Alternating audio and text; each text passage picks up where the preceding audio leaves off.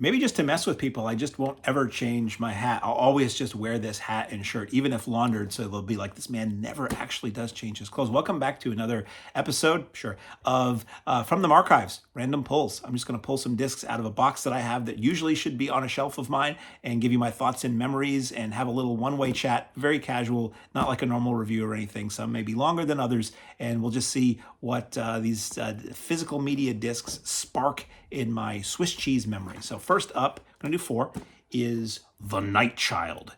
This was a release by Arrow Video in the UK before they kind of became the Arrow Video they are now. They were always putting out really cool and eclectic stuff. In some cases, deeper cuts than they do now. A lot of Euro horror, Euro cult stuff. And this is a film I used to see the trailer for all the time. It stars, AKA The Cursed Medallion. It stars, what is her name? Stefania? Is it Stefania?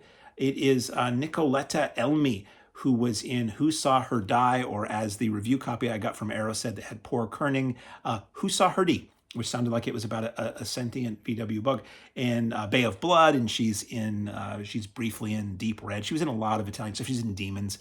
And Richard Johnson, who was a great actor who I'm pretty sure it's Richard Johnson. I'm sorry. I really kind of do know, but sometimes I doubt myself. And anybody with the name Dick Johnson is A-okay in my book. It's basically a knockoff of The Exorcist. It's a little girl. She's possessed, or there's ghosts, or something like that.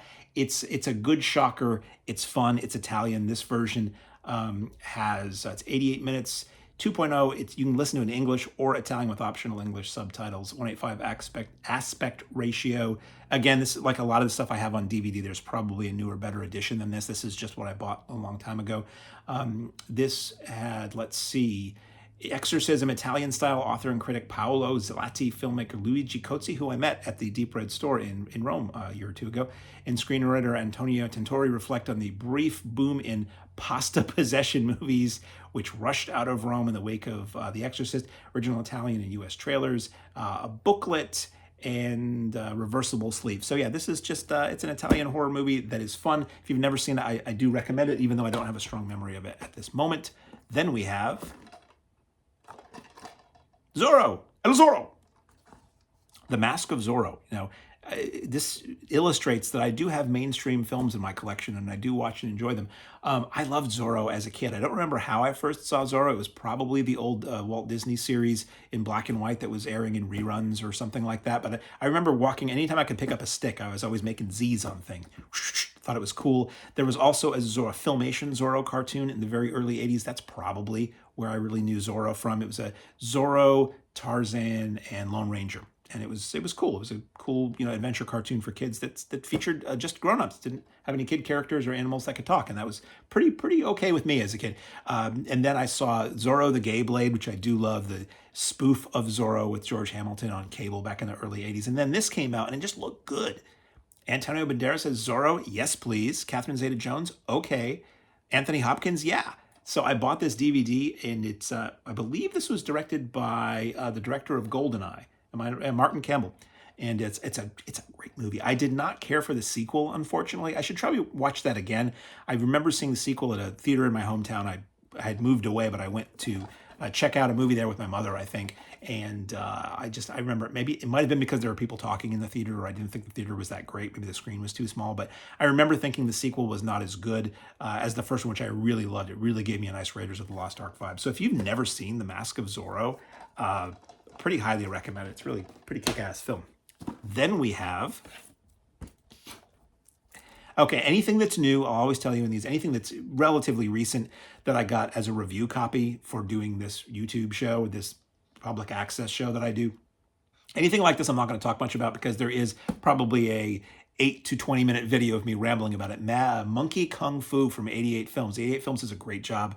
I love martial arts films. This is a Shaw Brothers film. It's got a guy acting like a mad monkey when he does kung fu. And if you know me, I need a little else in a film. Really good film, really good release from Slipcase and everything.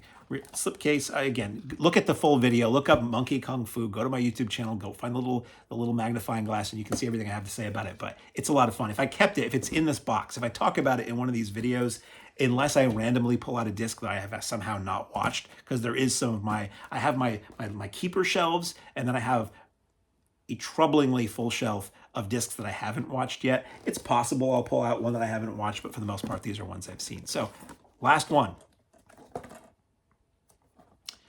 This is, I'm going to cover up the address because this has an address on it for some reason, but this is a MGM double feature. It's sort of like their Midnight movie series, but not. It is a double feature of Tim Conway in The Long Shot and They Went That Away and That Away. The Long Shot is a movie that I caught on cable. It didn't really get much of a theatrical release. I caught it on cable and I thought it was hilarious.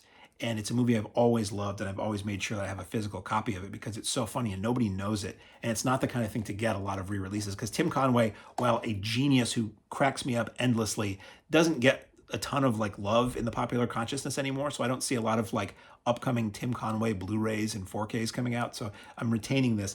They Went That Away. So The Long Shot is Tim Conway, Harvey Korman, Jack Weston, and Ted Wass and Stella Stevens, and is really funny. And They Went That Away and That Away is Tim Conway and Chuck McCann. Not as funny as, unfortunately, I like Chuck McCann a lot, but it's fun. It's more of a kid's movie.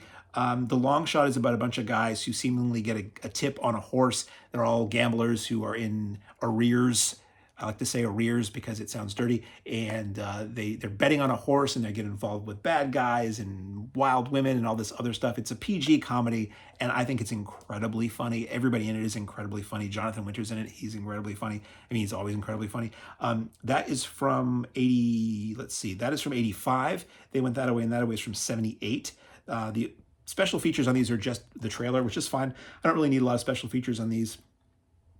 And They Went That Away and That Away is, I think it's the guys who escaped from prison and they're on the run. I remember watching it and wanting it to be funny than I found it to be, but I really bought this for The Long Shot, which again, highly recommend. If you like horse movies, that and Let It Ride would actually be a pretty fun double feature. Let It Ride, another great movie that people don't really talk about or know about, which I know has a good release with Richard Dreyfuss and Jennifer Tilly, which is a gambling addict or super gambler, again, has a tip on a horse and hopes to get out of arrears by that horse winning. So until next time, I am Mark. I am the Cinemaniac. That's what I usually say. And if you are interested, please, again, I'm going to say it every time because it always feels wrong. Maybe I'll stop saying it. If you enjoy this, please like, subscribe, and comment, and I'll do more of these things. If you have anything to say about any of what I've talked about, comment below, and we'll interact online and so forth.